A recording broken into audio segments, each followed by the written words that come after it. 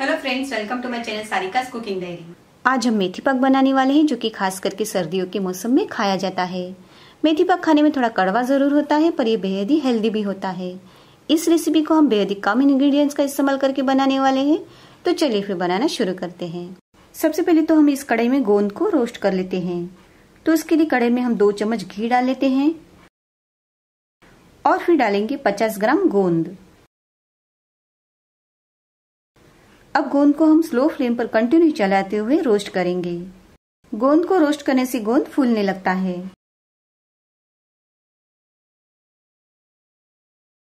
ये देखिए गोंद कैसे फूल रहा है।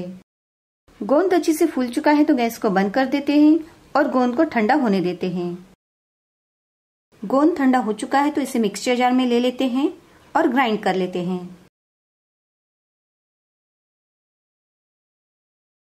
ये देखिए मैंने गोंद को अच्छे से ग्राइंड कर लिया है।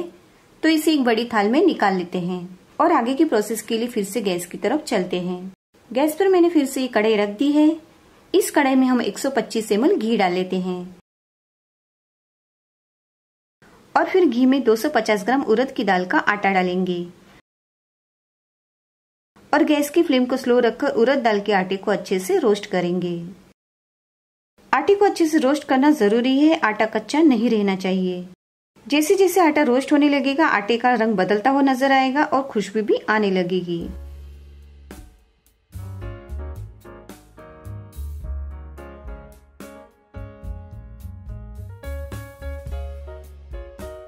ये देखिए अब आटे से घी छूट चुका है, आटे का रंग भी बदला हुआ नजर आ रहा है और मुझे आटे से बेहद ही अच्छी खुशबू भी आ रही है, यानी आटा रोस्ट हो चुका है।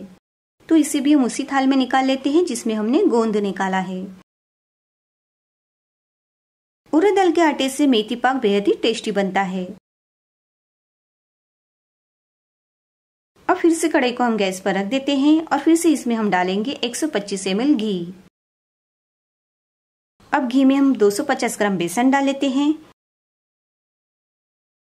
अब बेसन को भी हम अच्छे से स्लो फ्लेम पर रोस्ट कर लेते हैं।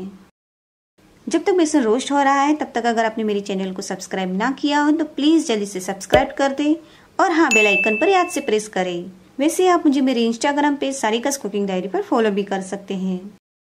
जैसे जैसे बेसन रोस्ट होने लगेगा बेसन से घी छूटने लगेगा। अब धीरे धीरे बेसन रोस्ट होने लगा है।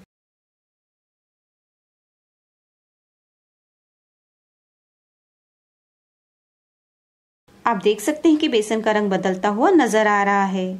घी भी छूट चुका है और बेसन से मुझे बेहद ही अच्छी खुशबू आ रही है, यानी बेसन भी रोस्ट हो चुका है। तो बेसन को भी इस थाल में निकाल लेते हैं। अब इसमें हम बाकी की सामग्री डाल लेते हैं। तो सबसे पहले हम इसमें आधा कप बादाम के टुकड़े डाल लेते हैं।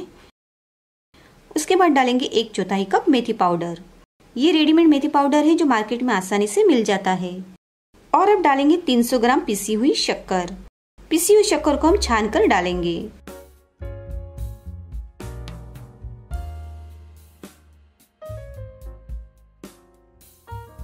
अब इसमें हमने सारी सामग्रियां डाल ली है, तो अब इसे अच्छे से मिक्स कर लेते हैं।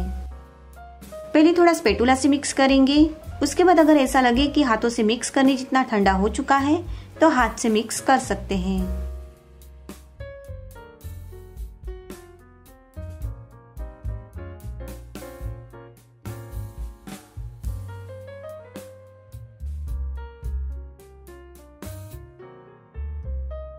अब ये हाथ से मिक्स होने जितना ठंडा लग रहा है तो मैं हाथ से मिक्स कर लेती हूँ, जिससे जल्दी और अच्छे से मिक्स हो जाएगा। अगर आपका मिश्रण ज्यादा गर्म हो तो हाथ से बिल्कुल भी मिक्स ना करें, स्पैटुला का ही इस्तेमाल सही रहेगा। मैं मिश्रण को हाथ से मिक्स कर पा रही हूँ इसलिए हाथ से कर रही हूँ। चलिए अब ये अच्छे से मिक्स हो चुका है तो अब एक बड़ी प्लेट ले लेते हैं और प्लेट को घी से ग्रीस कर लेते हैं।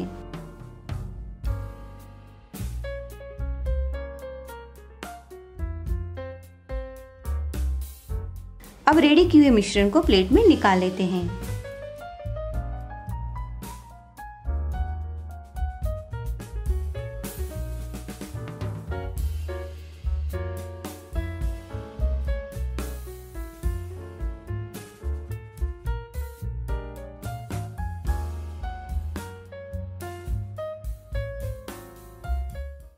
प्लेट को टैप कर लेते हैं जिससे सारा मिश्रण अच्छे से प्लेट में फैल जाएगा।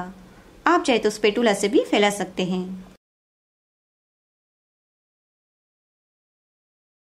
ये देखिए मिश्रण अच्छे से प्लेट में फैल चुका है। तो इसके ऊपर हम थोड़े बादाम के टुकड़े और पिस्ता के टुकड़े डालकर गार्निश कर लेते हैं।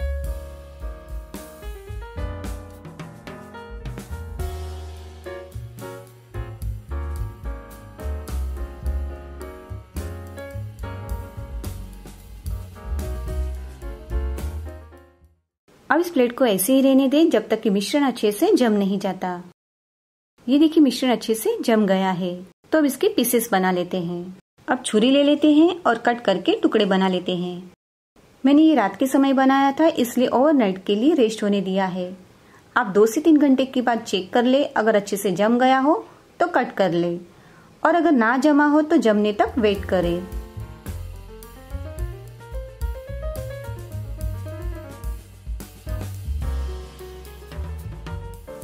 मेथी पाक कट हो चुका है तो इन टुकड़ों को निकालकर प्लेट में ले लेते हैं। प्लेट की साइड से इस तरह छुरी घुमा लें जिससे टुकड़ों को निकालने में आसानी होगी।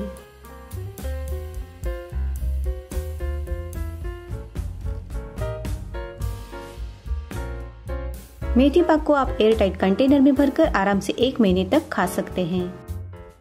फ्रेंड्स, हमारा हेल्दी मेथी पाक तैयार है। तो अब आप भी इस आसान तरीके से जरूर बनाएं और आपको मेथी पाक की रेसिपी कैसी लगी वो मुझे वीडियो के नीचे दिए कमेंट बॉक्स में जरूर बताएं। धन्यवाद। फिर मिलेंगे नई रेसिपी के साथ, तब तक के लिए बाय एंड गुड डे।